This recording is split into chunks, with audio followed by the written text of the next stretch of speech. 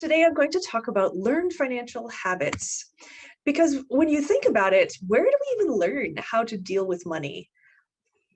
Well, often it's not taught in school, like so many other things that we learn.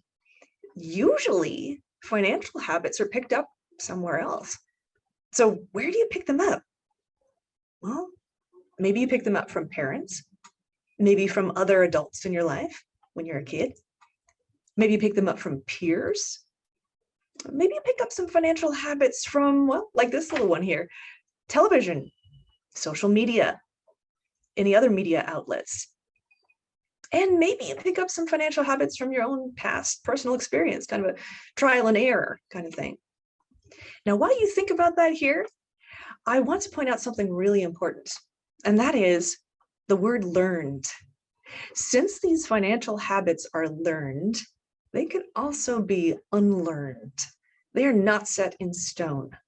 And that's really good for a lot of us to think about, because maybe we've picked up some financial habits that we're not too proud of, and we can unlearn those and replace them with some better habits.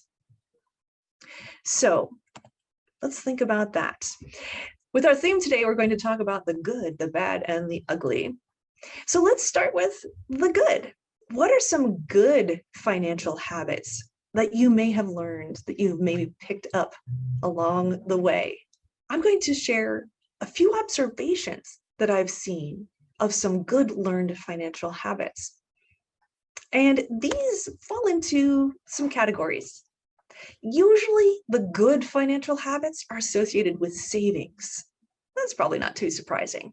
We tend to think of saving money as a good thing. That's cultural, that's sometimes learned from parents, that's sometimes said explicitly that saving is a good thing. So how do we learn some good savings habits? Well, one of them is the idea of paying yourself first.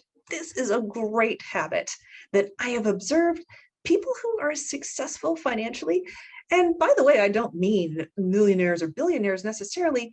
I just mean people who are comfortable with their money and happy where they are with their financial lives. What do? Well, they pay themselves first. That means that they assign a certain percentage of their money to savings. They do that first, and then they budget what's left to their bills. This might sound kind of backwards to a lot of people. Most people think, well, I got to pay my bills first, and then whatever's left over, I'll save. Nothing wrong with that. But I have observed the people who are really good at getting ahead with their money actually turn that completely around. They tend to think of saving as non-negotiable, just like paying for your rent or mortgage. They save first, and then they pay the rest to their bills. Now, what that means is they have to think strategically, and they often have to think about ways to expand their income, not only to minimize their expenses. So it involves a different mindset that I find really fascinating. Another idea that is good in the savings behavior is the idea of savings buckets. And if you've talked to me for more than 5 minutes, you've probably heard me say something about savings buckets. What that means is to have savings that has a name, a specificity. When you give dollars a name, you give them a job. And as we like to say in Toastmasters, specific is terrific. So you think about it. If you think about your own job or jobs that you have observed with other people, what if someone asked you about your job and you said, I do stuff? That's not very helpful, is it? That's pretty vague. Well, are you telling your money the same thing? Saying, oh, I save money. But if it's just in a nebulous savings account, it's not very clear to you or to your dollars what they're supposed to be used for. So it's very helpful to give a specific name. Going back to the job analogy, thinking of saying, oh, I teach 11-year-olds mathematics. Well, that's specific, and that's important because then you know when you are doing your job and how to measure success. Same thing for your dollars. If you have a savings account that's specifically for your next vacation, then you have a feeling for maybe how much you want in there, and you have a feeling for when you have successfully achieved that goal and you can go take that to vacation. As I like to say, you can have as many savings buckets as you have goals. Nothing says you only have one savings account. Another good trick is to hide it from yourself. So when you have your checking and savings together in the same place, it can sometimes become a little blurry because it's so easy to transfer between the two, and you can move it around to things maybe your savings weren't intended for. However, if you have your savings in a different place from your checking, that can help to kind of fool yourself so you don't see those dollars every single day, and they stay where they are supposed to and doing what they're supposed to. I want to share a good savings story that I picked up, and that was that I learned from my grandmother, actually. I observed as a very young child that she would put her coins and sometimes dollars into a big Coke jar. That was her savings. Anytime that she saved money on coupons, she would take the money out of her purse and put that into the Coke jar. What she then did was, on our family vacation every summer, she used that money to buy a family dinner. So I saw that behavior of what savings could do for you when I was very young, and that has influenced me probably all my life. Great. So those are some saving stories. Well, let's move on to the bad. Now, by bad behavior, I don't mean that this is making you a bad person. I'm talking about behaviors that weaken you financially. And the largest place that I have observed and that I hear about is spending behavior. Two specific areas that I observe weaken your financial status: cars. Oh dear.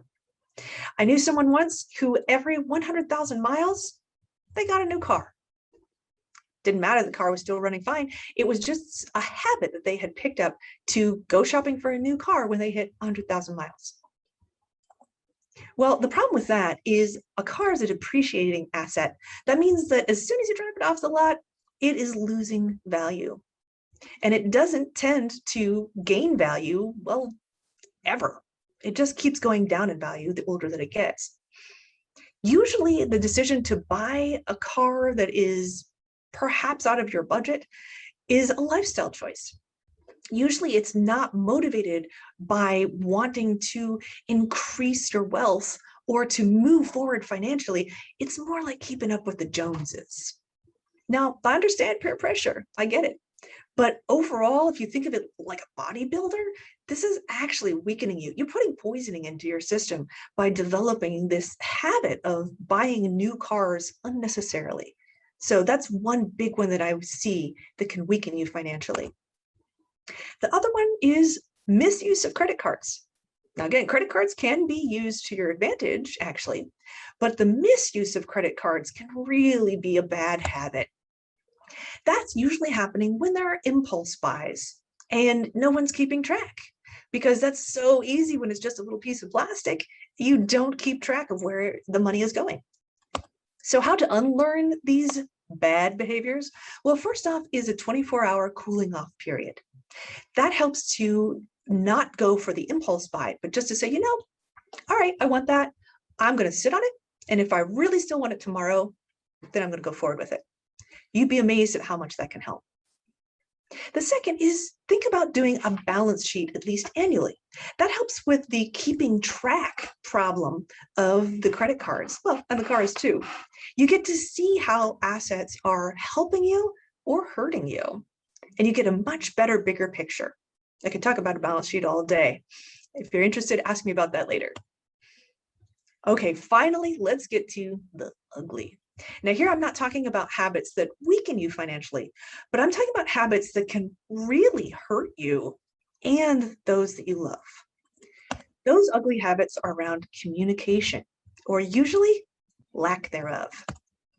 Communication about money between spouses and partners, or even between generations and children, is so super important. And we sometimes don't realize that we are communicating things by our financial behavior that can lead to misunderstandings, assumptions, and even shame and embarrassment. So we need to think about how to communicate about money and do it very mindfully. The first one is to make sure that we're talking about money.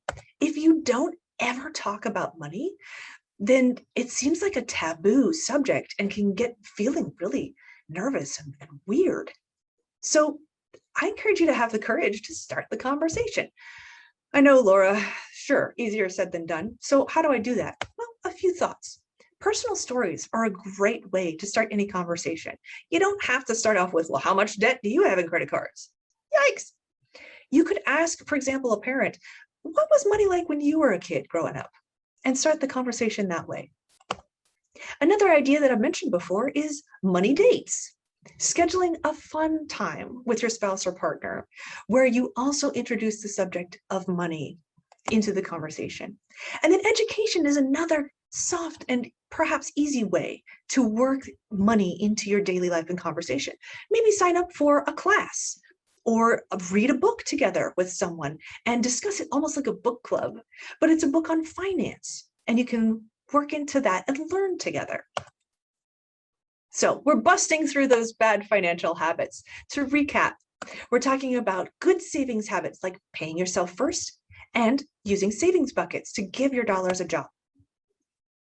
We're talking about getting out of bad spending habits, giving yourself a 24-hour cooling off period for any large purchase, and doing your balance sheet at least once a year. And finally, being sure that we're communicating about money. Talk about money. Don't make it a taboo subject, and try to make it fun with stories, money dates, or education.